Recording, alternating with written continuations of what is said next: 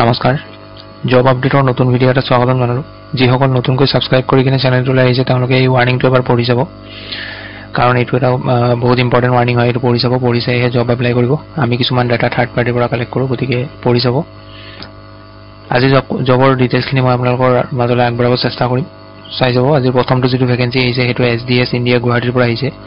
এছ'চিয়েটৰ post হয় দুটা vacancy আছে স্যালাৰি ইয়াতে 15000 হ'ব নন নেগোশিয়েবল আপোনালোকৰ ষ্টাৰ্টিং স্যালাৰি 15000 দিয়া হ'ব জব লোকেশন আপোনালোকৰ গুৱাহাটী আসাম হ'ব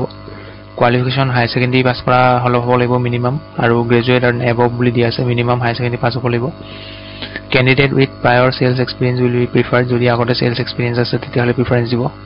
আৰু ইয়াতে কিছুমান ৰোলছ এণ্ড ৰেসপন্সিবিলিটিজ দিয়া আছে কোনোবা এপ্লাই কৰিলে এইবিলাক পইণ্ট ওয়াইজ পঢ়ি যাব এইবোৰ মই পঢ়ি দিলে ভিডিঅটো বেছি দীঘল হৈ যাব গতিকে মই এইবোৰ স্কিপ কৰি দিছো আপোনালোকে ভিডিঅটো পজ কৰি ল'ব পজ কৰি পঢ়ি যাব ইয়াত কিছুমান আদাৰ ৰিকোয়াৰমেন্টছো আছে সেইখিনিও পইণ্ট ওয়াইজ পইণ্ট বিলাক পঢ়ি যাব এটো এপ্লাই কৰিবৰ কাৰণে কোনো ধৰণৰ এপ্লিকেশন ফিজ দিব নালাগে আৰু এপ্লাই কৰিবৰ কাৰণে যেটো লিংক হয় হেতু এই লিংকটো মই ভিডিঅটোৰ ডেসক্ৰিপচনত দি দিম সেই লিংকটোত আপোনালোকে ক্লিক কৰিব ভিজিট কৰিব আৰু তাত এপ্লাই কৰিব আৰু এটো লাষ্ট ডেট হ'ব আপোনালোকৰ 20 ফেব্ৰুৱাৰী পিছৰ যেটো ভ্যাকেন্সি এটো Tata Institute of Social Science আসামৰ পৰা আহিছে প্ৰথমটো পোষ্ট সিনিয়ৰ এডমিন এক্সিকিউটিভ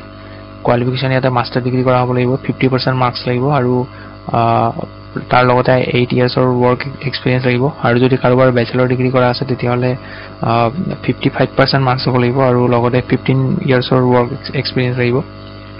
পিছৰ পোষ্টটো সিনিয়ৰ একাউন্টস এক্সিকিউটিভৰ পোষ্ট হয় ইয়াতে কোৱালিফিকেশন মাস্টাৰ যদি কৰা আছে 50% মাৰ্কসৰ লগত তেতিয়াহলে 8 ইয়াৰ্ছৰ ওয়াৰ্ক এক্সপেৰিয়েন্স লাগিব আৰু যদি ব্যাচেলৰ ডিগ্ৰী কৰা আছে তেতিয়াহলে 55% মাৰ্কসৰ লগতে 15 ইয়াৰ্ছৰ ওয়াৰ্ক এক্সপেৰিয়েন্স লাগিব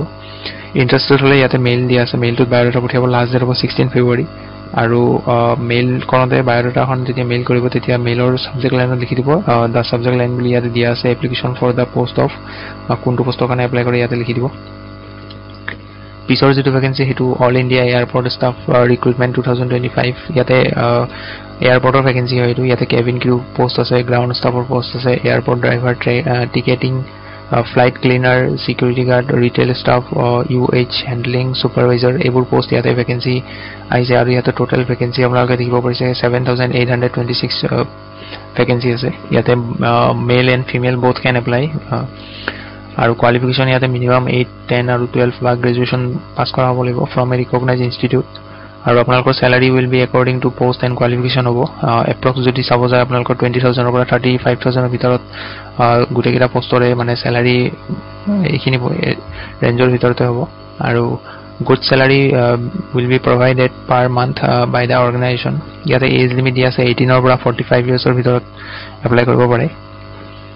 এপ্লাই কৰিবৰ কাৰণে আপোনালোকৰ ৰিকোয়াৰ্ড ডকুমেন্টস কিছুমান লাগিব ডকুমেন্টস কি লাগিব ইয়াতে মই কৈ আছো কোৱালিফিকেশন মাৰ্কশিট সাৰ্টিফিকেট লাগিব কোৱালিফিকেশন যিবোৰ সাৰ্টিফিকেট আছে তাৰ লগতে মাৰ্কশিট খিনি লাগিব আৰু আইডি প্ৰুফ লাগিব যেনে আপোনাৰ আধাৰ কাৰ্ড পান কাৰ্ড আৰু ভোটাৰ আইডি আৰু নিজৰ পাছপোৰ্ট সাইজ ফটোগ্ৰাফ লাগিব এইখিনি ডকুমেন্টস যদি আছে আপোনালোকে এপ্লাই কৰিব পাৰে আৰু ইয়াতে এপ্লিকেশন ফিজ এটা দিয়া আছে জেনাৰেল আৰু OBC ৰ কাৰণে 399 ফিজ পে কৰিব লাগিব আৰু ST SC আৰু ওমেনৰ কাৰণে 299 application fees is compulsory this fees is refundable বুলি দিয়া আছে যদি কিবা কোনো ৰিফান্ড কৰিব লগা হয় আপোনালোকক ৰিফান্ড দিয়া হ'ব আৰু ইয়াতে all eligible candidates should go through interview to be selected ইয়াতে দুটা ষ্টেপত আপোনালোকৰ সিলেকশন হ'ব পাৰ্সোনাল ইন্টাৰভিউ হ'ব বা কি টেষ্ট হ'ব তাৰ পিছত ডকুমেন্ট ভেৰিফিকেশন হ'ব তাৰ পিছত আপোনালোকৰ ফাইনেল সিলেকশন হ'ব এপ্লিকেশন স্টাৰ্ট হ'ব 8 ফেব্ৰুৱাৰীৰ পৰা স্টাৰ্ট হৈছে আৰু আপোনালোকৰ লাষ্ট ডেট হ'ব ইয়াৰে 15 মাৰ্চ 2025 apply কোনে কোনে কৰিব পাৰিব candidates from all over India can apply in airport job vacancy 2025 আৰু ইয়াতে এপ্লাই কৰিবৰ কাৰণে আপোনালোকৰ কন্টাক্ট নম্বৰ এটা দিয়া আছে আৰু মেইল দিয়া আছে আপোনালোকে মেইলটোত বায়োডাটা পঠিয়াব পাৰে বা কন্টাক্ট নম্বৰটো কন্টাক্ট কৰি ল'ব পাৰে পিছৰ যেটো ভ্যাকেন্সি হেতু শ্ৰীমন্ত শংকৰ একাডেমিৰ পৰা আহিছে সোসাইটি হয় এটা SSS সোসাইটি গুৱাহাটী পোষ্ট আছে সিস্টেম এডমিন কাম কম্পিউটাৰ টেকনিশিয়ান ইয়াতে এটা পোষ্ট আছে ইয়াতে কোৱালিফিকেশন ব্যাচেলৰ ডিগ্ৰী কৰা হ'ব লাগিব computer science IT or also a related field আৰু diploma or certification in hardware networking is also desirable যদি ডিপ্লোমা কৰা আছে এটো desirable হয় নহলেও হ'ব আৰু 2 to 5 ইয়াৰ্ছৰ এক্সপেৰিয়েন্স লাগিব এডমিনিষ্ট্ৰেচন সিস্টেম এডমিনিষ্ট্ৰেচনত কাম কৰা বা IT সাপোৰ্ট হিচাপে কাম কৰা আৰু ইয়াতে কিছুমান এক্সট্ৰা কিছুমান পইণ্ট দিয়া আছে যেনে এক্সপেৰিয়েন্স হ'ব লাগিব লিনাক্স উইন্ডোজ নেটৱৰ্কিং এইবোৰ কাম জানিব লাগিব ট্ৰাবল শুটিং কৰিব লাগিব জানিব লাগিব অপাৰেটিং সিস্টেমৰ ওপৰত ভাল নলেজ থাকিব লাগিব আৰু এইখিনি চাই ল'ব পঢ়ি ল'ব কিছুমান যিসকল হেতু বেকগ্ৰাউণ্ডৰ হয় তেওঁলোকে গম পাব এপ্লাই কৰিবৰ কাৰণে আপোনালোকৰ এইটো মেইল দি আছে এই মেইলটোত বায়োডাটা পঠিয়াই এপ্লাই কৰি ল'ব এইখিনি আছিল আজিৰ দিনটোৰ ভ্যাকেন্সি আপডেট ভিডিঅ'টো ভাল পালে লাইক এটা কৰি দিব আৰু লগ পাম পুনৰ এটা নতুন ভিডিঅ'ত আজিলৈ ধন্যবাদ